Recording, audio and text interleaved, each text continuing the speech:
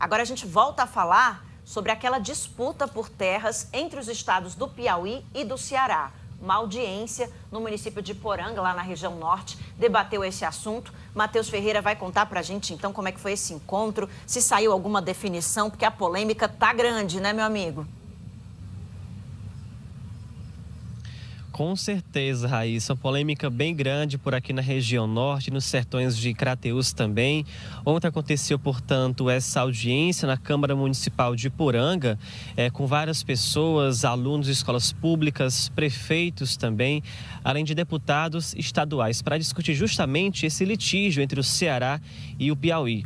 Ontem o Inácio Aguiar falou aqui de Sobral ao vivo sobre esse assunto, dizendo que Poranga é uma cidade que pode ficar com 70% do território aí entregue ao Piauí, caso essas terras possam ser entregues, então, ao estado vizinho, ao Piauí. Mas, mais uma vez, esse assunto foi discutido na audiência de ontem, envolvendo o prefeito lá da cidade. Além disso, eles articularam nessa audiência a entrada do IBGE, indígenas, quilombolas e também a ação, prefeitos dentro dessa ação, para justamente todo esse público, todas essas etnias e pessoas, prefeitos das cidades aqui da região norte, entrar nessa ação para fortalecer essa ação, para, claro, deixar essas terras aqui no território mesmo do Ceará. E aí eles pedem a ação, no caso, nessa articulação, o IBGE como polo de processo, quilombolas e indígenas como polo passivo. Segundo o deputado estadual Acrísio Sena, do PT, ele disse o seguinte, que o IBGE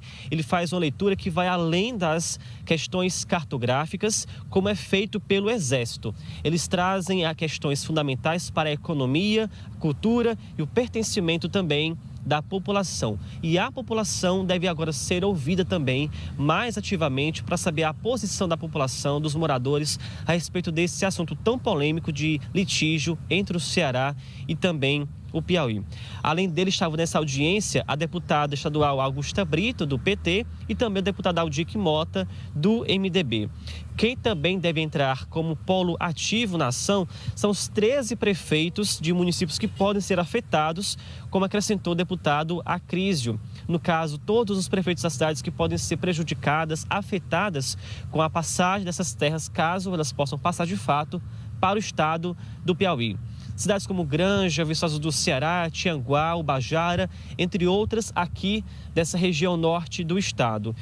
Esse encontro contou ainda com estudantes das escolas públicas da cidade e também lideranças empresariais. Esse assunto de litígio, ele começou a cada vez mais entrar em vigor, em pauta, desde 2011, quando o Piauí oficializou na Justiça, no Supremo Tribunal Federal, o pedido, portanto, de terras aqui do Ceará que passem a pertencer ao Piauí. É um assunto bem antigo já, bem de anos, né, secular realmente, mas que agora está cada vez mais andando para ter uma definição final. A governadora aqui do Ceará, Isolda Sela, em conversa também com a governadora do Piauí, estão em consenso para debater cada vez mais esse assunto, para, claro, chegar a um final dessa história bem polêmica e bem conturbada também ao longo de todos esses anos. Raíssa, são essas as informações, eu volto com você. Tá certo, Matheus, muito obrigada. Então, vamos continuar de olho, né, e ver onde é que vai parar essa história toda. Até mais. 8h10 agora, a gente volta a falar daquela polêmica da divisa entre Ceará e Piauí. O Matheus Ferreira mais cedo falou pra gente sobre a audiência que aconteceu em Poranga. E agora o Inácio Aguiar está aqui, retoma o assunto, porque tem também outras mobilizações, né, Inácio, pelo estado. Bom dia. Exatamente, Raíssa, bom dia para você que está em casa e nos acompanha. Exatamente, a Assembleia ela foi até a cidade de Poranga para discutir o assunto com a população. O que é que eu posso acrescentar em relação a esse assunto? Eu conversei com parlamentares e também com representantes do setor produtivo, empresários, representantes de classe, e a sensação atualmente é que a população cearense, tanto aquela que está nessa área de litígio lá, como do restante do estado, ainda não tem a devida dimensão do que é esse problema da perda de território. Isso significa, além, claro, dessa questão das terras, a redução da população cearense, redução, por exemplo, de repasses federais por conta da diminuição de população. Temos também a perda de estruturas públicas que já estão construídas nesses locais, como, por exemplo, escolas, postos de saúde, hospitais, todas essas questões que estão construídas nessas regiões. Tem pontos também turísticos também, né, pontos Inácio? turísticos, é claro. Lá em Você está vendo aí, Ubajara, por inclusive, exemplo. ó, imagens do setor produtivo lá na região da Ibiapaba. 40% do agronegócio cearense hoje se concentra naquela região.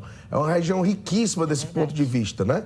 Então, as pessoas, segundo esses líderes com quem eu conversei, ainda não têm a dimensão real do que seria essas perdas. E é por isso, por exemplo, que o setor produtivo, ele também está mobilizado, assim como a política, para tentar evitar essas perdas. Hoje, lá na Assembleia Legislativa, às 15 horas, haverá uma audiência pública para comemorar os 20 anos do Agropolo lá da região da Ibiapaba. Mas nesse evento, o setor produtivo, o deputado Carlos Matos, que é o proponente dessa ação lá na Assembleia, eles querem fazer uma mobilização justamente sobre essa questão aí do litígio lá na Ibiapaba, porque, veja, Raíssa, uma das coisas que eu conversei com os representantes do setor produtivo é que naquela região tem muita perspectiva de investimentos. Sim. Quando o investidor externo, ele chega e vê que aquela área, ela pode perder território, ele disse, olha, vamos esperar resolver essa pendência que tem lá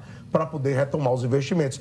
E isso é muito ruim para o Ceará. Você vê que investimentos, quando eles são do setor privado ou do setor público, eles geram emprego, geram renda, geram desenvolvimento para esses municípios que a gente está vendo aí na região, sem contar o que você falou, Raíssa, o grande potencial turístico que essa região da Ibiapaba tem para o Ceará.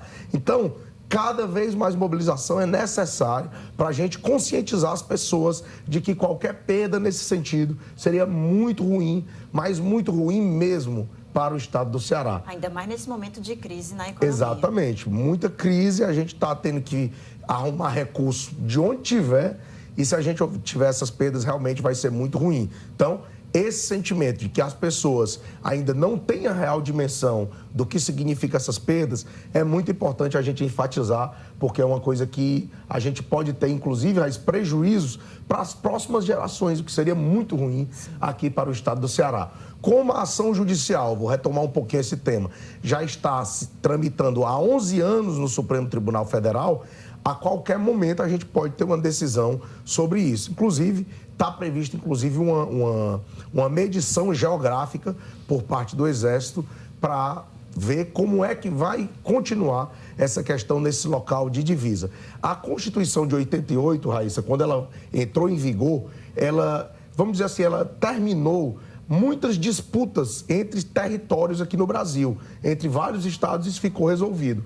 Não tem condição de agora, neste momento, a gente pegar um assunto como esse, que remete ao Brasil Império, e tentar retomar uma discussão como essa neste momento, né? Acho que é inoportuna nesse momento, é por isso que a gente tem que deixar isso muito claro. Nós aqui da TV Verdes Mares vamos continuar acompanhando todo o desenrolar desses fatos e vamos trazer aqui para você que acompanha a gente todo dia, até porque essa semana vai ser bem agitada, Raíssa, porque o calendário eleitoral tem umas regras para entrar na semana que vem e ao longo da semana eu vou voltar com esse tema aí para a gente deixar bem claro para as pessoas. Eita, muito serviço. Muito. Valeu, Inácio. Um abraço a todo mundo. Obrigada, Um abraço, Raíssa. Bom até dia. amanhã. Bom dia, até amanhã.